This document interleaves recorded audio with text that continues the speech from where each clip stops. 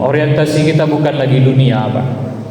Dunia ko dua saja, nak dipakai je, nak dimakan je. Bara banala nak dipakai, nak dimakan tu. Sakayu-kayu orang baju paling banyak 3 lapis, Pak. Singlet, kaos, kemeja. Kok lagi tambahnya lagi jaket. Kok lebih daripada itu tu tak ada kayunya, tu dek damam. Yang kedua nak dimakan. Nikmat dunia kau tak lebih dari batang sampai batang liyet, Pak. Kalau lah masuk ke dalam, hilanglah kelezatan dunia. Bara banyak, bara lama rendang nak makan. Bara lama pakukuan dan kita kicuk setiap maghrib. Lah lebih dari kerongkongan, anda ada nikmatnya itu. Apalagi keduanya. Maka nikmat makanan itu hanya sebatas tenggorokan saja. Sekayu-kayu apapun awak makan tu paling banyak 2 kali tambahnya, Pak. Makanan pokok sudah itu bertambah sekali lagi, bertambah 2 kali. Kalau ada orang nak bertambah lebih dari 3 kali, itu bukan dek kayu, itu dek caci yang mungkin dalam paru ini.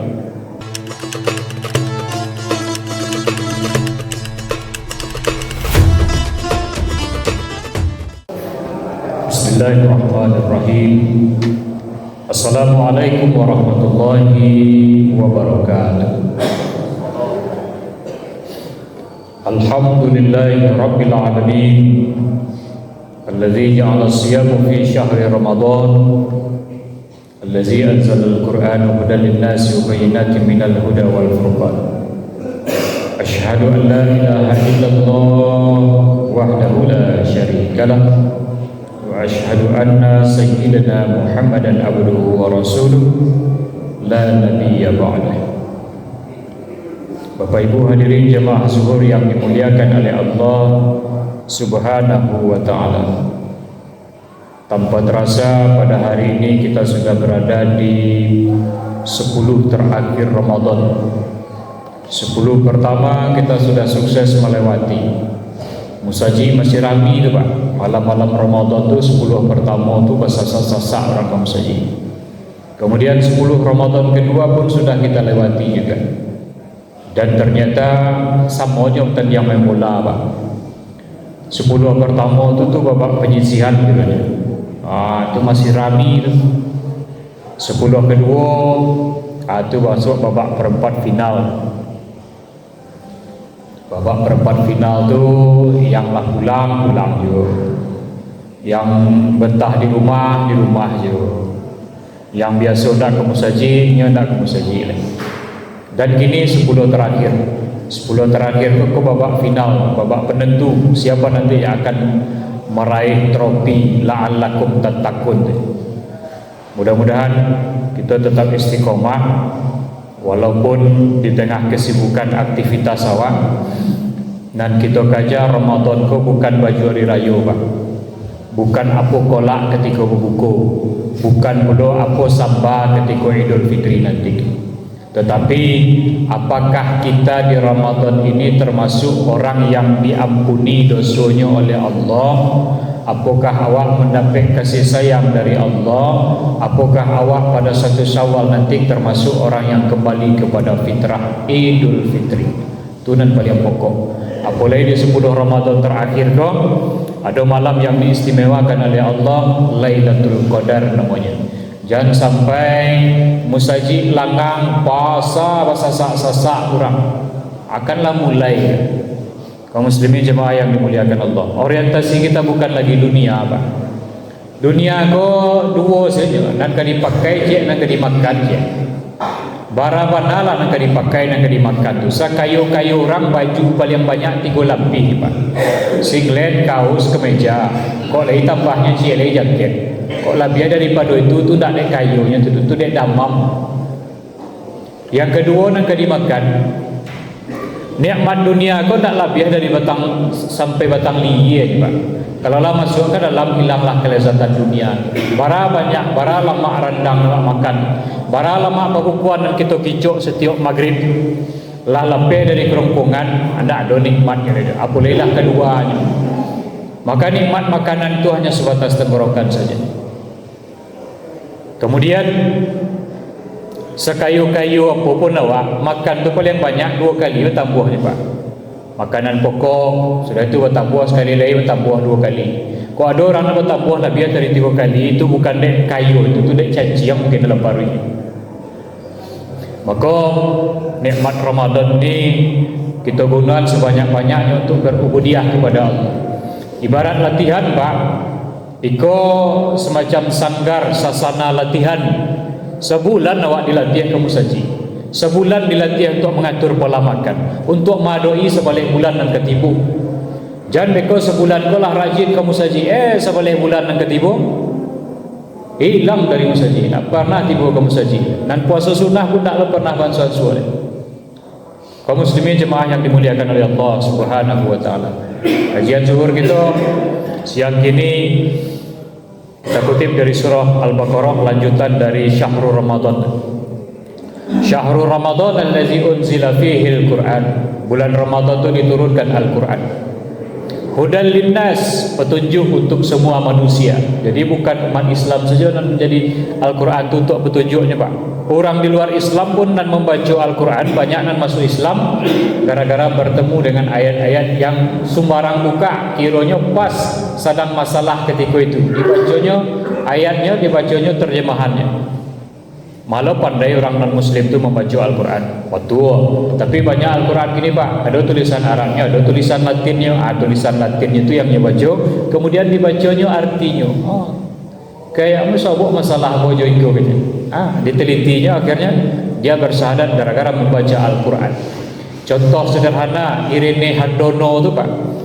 Dia adalah seorang mantan biarawati yang sekarang taat mendakwahkan Islam. Inyo misionaris itu. Caranya mencari kejelekan keburukan Islam. Mempelajari satu agama termasuk mencari buruk isi Al-Quran. Dibukanya untuk membuka Quran biasa. Tentu bukanya halaman terakhir. Halaman terakhir tu di lembar terakhir tu 3 surah tu Pak. Di atas sekali surah Al-Ikhlas, di tengah-tengah surah Al-Falaq, di bawah sekali surah An-Nas. Tentu dari atas dibacanya. Dibacanya lah surah Al-Ikhlas, Qul huwallahu ahad gitu. Katakanlah bahwa Allah itu Tuhan yang satu gitu. Berfikir selama itu ambo beraja Tuhan itu 3, Tritunggal. Kalau dalam Islam, kalau seandainya lebih dari surang, lebih dari cie, Tuhan itu bercakap lagi. Dan surang nio malam, surang nio siang misalnya. Itulah goncang matahari itu, kacau dunia. Ikonan batu akhirnya mencari kejelekan Islam, malah masuk Islam gara-gara apa yang ditelitinya. Kaum muslimin jemaah yang dimuliakan oleh Allah Subhanahu wa taala. Wa bayyinatin minal huda, dan menjadi penjelas atas petunjuk itu. Wal furqan, dan pembeda antara yang hak dan yang batil. Bapak Ibu jemaah yang dimuliakan Allah Subhanahu wa taala. Awak hidup itu tak disabakkan dak hati awak saja. Hidup awak di tengah masyarakat, ada aturan yang mengikik, yang mengatur tatanan kehidupan bermasyarakat. Ada aturan sosial, ada norma yang berlaku di tengah-tengah masyarakat itu. Misalnya, ketika awak berkendara ada aturan mainnya. Tak bisa lah awak kata hati awak tu. Tak pakai helm kena tilang. Berang polisi itu kawan. Ada nan bergarah Pak. Kecilnya, Pak, kau nak pakai helm, Bu, kau nak pakai helm.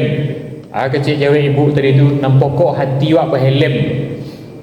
Kalau dia agama kan kau nak pakai jilbab, dan pokok hati awak berjilbab.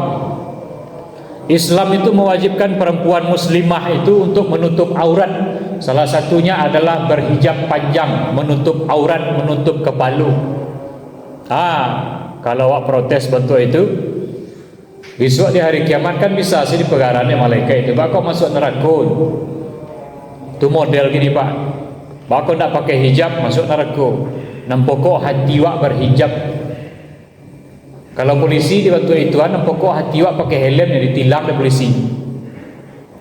Kemudian ada aturan lalu lintas tu, merah berhenti, kuning hati-hati, jauh jalan. Pas lampu merah awak jalan je ke di fluid di polisi itu cik. Akhirnya ditangkap, ditilang juga. Bahkan ditahan Honda awak pakai sepeda motor awak. Ada aturan mainnya sadonya. Di dalam Islam pun ada aturan mainnya. Jangan kan itu. Di dalam rumah tangga pun ada aturan main. Awak ndak nio orang rumah awak bahkan ndak hatinya saya teh rumah. Pasti ada aturan main. Ar-rijalu qawwamuna 'alan nisa, laki-laki itu pemimpin bagi perempuan. Anak-anak nak nama belantiangan saja dia awak. Awak punya aturan terhadap anak dan isteri di rumah, pasti punya aturan tersendiri. Dan Islam pun punya aturan, mulai wak jago lalok sampai lalok balik diatur oleh Allah Subhanahu wa taala. Di mana aturannya? Dalam Al-Qur'an ada. Di mana aturannya? Dalam sunnah Rasulullah sallallahu alaihi wasallam. Taraktu fikum amrayni lan tadillu bihima in tamassaktum, kata Nabi. Aku tinggalkan dua perkara, kalau awak bapacik kanan dua tu maka selamat, ndak kasasek-sasek wak idui di atas dunia kau, di dunia maupun di akhirat. Kitab Allah Al-Quran wa sunnati, dan sunnah Rasulullah sallallahu alaihi wasallam. Maka kalau awak ingin tahu aturan hidup di atas dunia ini sebagai hamba Allah, syarat pertamanya baca Al-Quran. Baca Al-Quran. Jangan sampai Al-Quran itu hanya dijadikan modal mahar untuk ketika menikah saja, Pak. Sudah itu dianduk dalam lemari. Bila keluarnya pas adona meninggal di rumah tu, baru keluar Al-Quran tadi tu. Nah, nampak tadi nak tentu dia membaca Al-Quran tu kan. Maka kalau mengaku umat Islam, umat Nabi Muhammad sallallahu alaihi wasallam, ada petunjuk yang harus kita baca, Al-Quran namanya. Apalagi bulan suci Ramadan diturunkan Al-Quran. Ketika awak baca satu huruf dilipat gandakan pahalanya oleh Allah Subhanahu wa taala. Kata Nabi, tidaklah aku katakan alif lam mim itu satu huruf, tapi alif itu satu huruf, lam itu satu huruf, mim itu satu huruf. Dan satu huruf itu dinilai satu kebaikan, dilipat gandakan menjadi 10 kebaikan. Seayat saja awak baca surah Al-Fatihah itu lah panjang, lah banyak pahalanya. Sesibuk-sibuk awak baca surah Yasin, Yasin ala dua hurufnya itu lah 20 kebaikan awak baca. Maka setiap hari awak baca Al-Quran. Nak sempat siap subuh sudah maghrib beko. Nak sempat sudah maghrib sudah isya. Melaki lalok pun jadilah. Ndak harus membuka Al-Quran. Surah pendek saja awak baca surah Al-Ikhlas, qul huwallahu ahad, Allahu samad, lam yalid wa lam yulad wa lam yakul lahu kufuwan ahad. Ayat Allah dinilai dipahala bagi Allah dari Allah Subhanahu wa taala. Maka kita baca balik Al-Quran tu. Al-Quran lapuk di rumah waktu itu kira-kira balik barasihan abunya. Kalau patut diganti balik Quran cik. Tak sampai 2 buku rokok cik Quran tu. Bahkan sebuku rokok arago cik Al-Quran tu. Ada nan 20 ribuan, ada nan 30 ribuan. Lebih mahal beli rokok kita tu. Kaum muslimin jemaah yang dimuliakan Allah Subhanahu wa taala. Mudah-mudahan dari bacaan Al-Quran itu kita mendapat syafaatnya nanti di hari kiamat di hadapan Allah Subhanahu wa taala. Assalamualaikum warahmatullahi wabarakatuh.